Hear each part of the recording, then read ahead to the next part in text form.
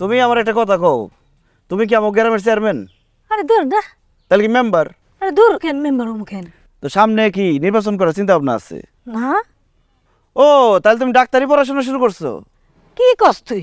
লেখাপড়া তো সে আমি কোন জন্মে বাদ দিছি, আমি আবার পড়ুম না, তো আবার ডাক্তারি। তো ডাক্তারি পড়বো না পাকনামি করে আমাকে বাড়িতে গিয়ে আমার বউরে উল্টাপাল্টা কথা কয়েছো কি লিগে? হ্যাঁ, কতদিন হয়েছে বিয়ে হয়েছে, বাচ্চা নেও না, এইটা হইবো সেইটা হইবো, জামাইয়ের সমস্যা এর সমস্যা, এটা কইতে গেছো কেন তুমি? শোন, আয়নারে আমি নিজের বোন বানাইছি, তা বোনের আমি পরামর্শ দিছি, এটা কি আমি করে খারাপ করছি?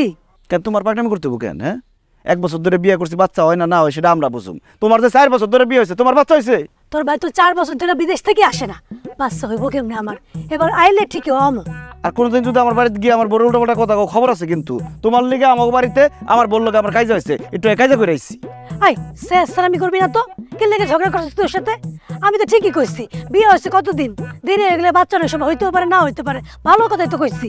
ও আমি চেষ্টামি করি তাই না? তোমার কত বড় সাহস, তুমি আমার বউরে কইছো আমার কোমরে জোর নাই, আমার বদনা বাবার কাছে নিয়ে দেবো, কোমরে জোর দেখাবো? আই উল্টাপাল্টা কথা কবি না, আমি তোর বড় বোন না, তুই ছোট ভাইয়ের মতো থাক।